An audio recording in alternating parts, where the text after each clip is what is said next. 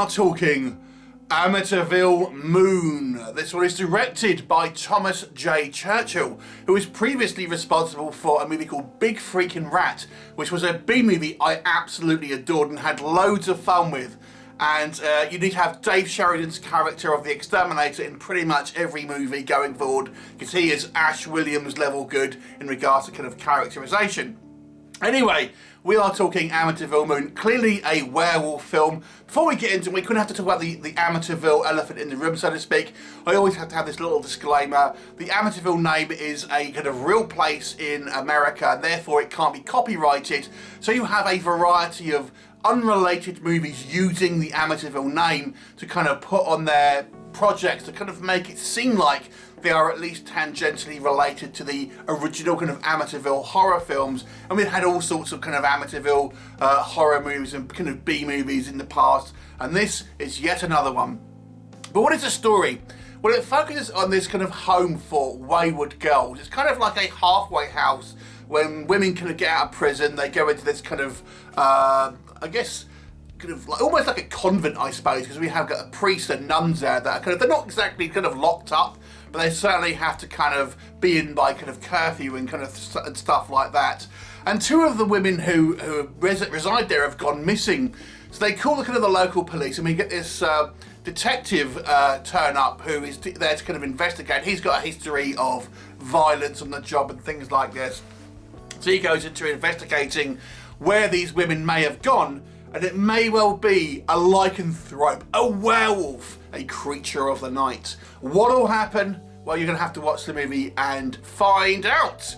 So let's first of all talk about what I liked in this movie. First of all, I was really anticipating this movie because it had some absolutely fantastic artwork on the posters, and really kind of striking artwork. So I was quite anticipating. I know these kind of low-budget movies never really live up to the kind of the cool artwork, but nonetheless, I was excited for this film.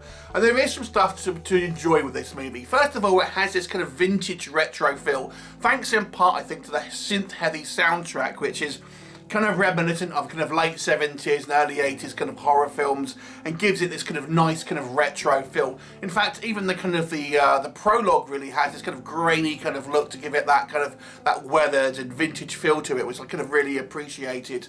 The movie also kind of steers clear of kind of CGI effects and going to the route of practical, which, you know, doesn't always mean it's going to be better necessarily, but you'll appreciate the kind of the old school kind of practical effects, even down to lots of kind of like, you know, syrup fed blood and stuff, rather than the kind of the CGI blood that we see in so many kind of movies these days. I've got a feeling there may have been a little bit of CGI blood added here and there, but for the most part it's all kind of practical effects. Which brings me on to the werewolf itself, which is just a man in a suit at the end of the day. And, you know, having watched many kind of B-movies, low-budget horror films, as we do with this channel, my expectations aren't sky high in regards to kind of the level of effects that I'm kind of expecting in a movie like this. And I have to say, I actually did still quite like the werewolf design here.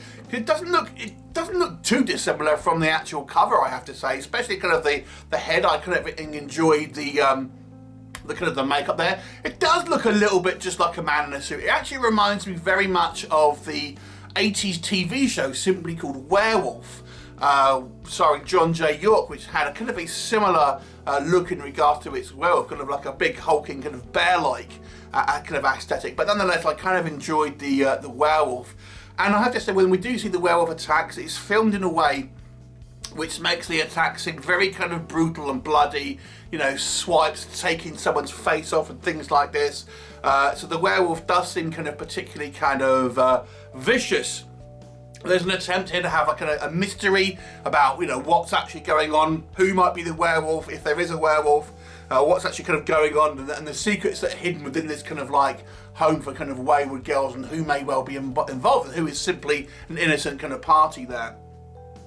The acting, I've got to say, wasn't too bad for a kind of a B-level flick. I thought everyone here did a decent enough job of kind of their characters. There are a couple of standouts to me. The kind of the main kind of priest, I thought, was pretty good in his role as the kind of you know, the slightly kind of shady head priest of this kind of place. And there are a couple of instances where I think that there's some okay acting here as well. Okay, so what doesn't work? On a technical aspect, first of all, I think there's some quite poor editing. The editing in this movie, certainly when we get to our kind of more violent scenes, is particularly kind of choppy. And for example, we have kind of like this werewolf kind of going on the rampage towards the end of the movie. And it's kind of, you never really know where the werewolf is supposed to be in relation to the house, because it seems to kind of be all over the place, you know, dealing with kind of different kind of like groups of people and stuff. So we never really get a sense of, you know, who's near the werewolf, and we see like a blank room where there's nothing there in one scene, and like literally the next shot is this woman kind of getting attacked. I thought, well, where is this creature come from? So I have to say as well, there's some very abrasive edits in this movie, which I didn't really think was too good.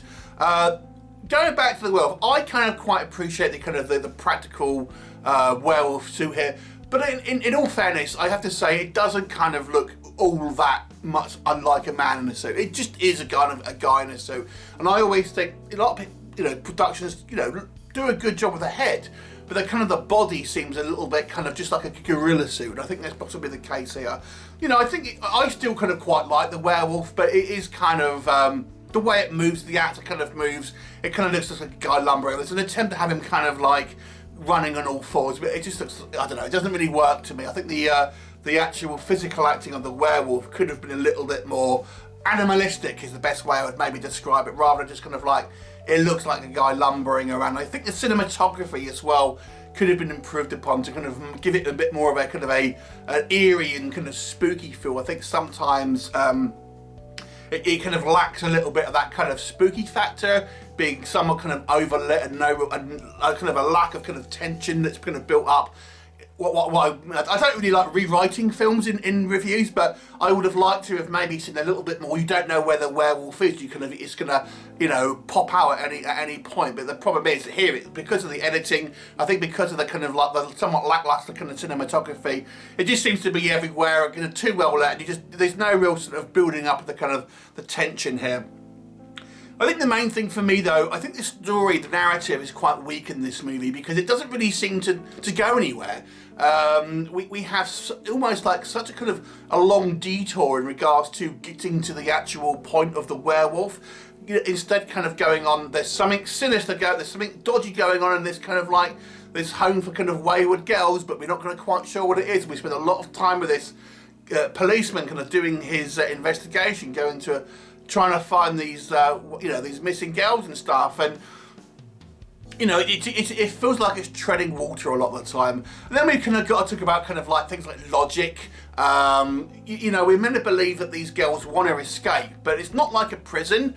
I mean, I don't know why they're having to crawl out the windows, because we see a girl just in the movie just smoking outside in the kind of like the car park, so they can easily kind of get away. There's no real need for them to kind of sneak out of the windows overnight. And then we're meant to believe that this place is all locked down overnight with kind of automatic doors that lock. And what happens if there's a fire? Surely there's going to be fire exits. So there's kind of like just lapses in logic here that I think the problem is sometimes with B movies. That nah, don't worry about that. People won't worry about that, about kind of details of that. It's just a fun B movie, and I like it kind of when films at least take the kind of the opportunity to try and seem kind of a little bit more logical, rather than kind of that no one's going to care because it's kind of a B movie. Because some of us, we care. Overall, it wasn't a bad film, but I have to say it was a little bit lackluster, certainly not living up to the awesome artwork on the cover. The werewolf effects, I think, were still enjoyable, but there wasn't really enough of the werewolf in it. The story was padded out for too much kind of running time without actually having anything to do with the actual werewolf plot itself, rather than just kind of like this, you know, where are the missing girls? What's kind of going on? And we have all these scenes with these group chats and stuff which have literally no impact on the story itself. So overall it becomes a little bit unfulfilling. When we do get the werewolf attacks, they are fun, but they, as I say, they seem to be a B plot in its own film.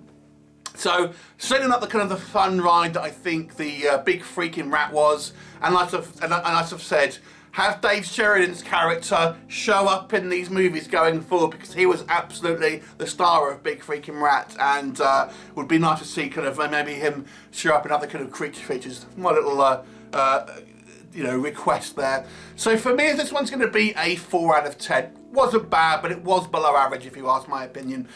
Have you seen it? What did you think of it? Leave me a comment and I shall look forward to seeing you next time. Bye for now.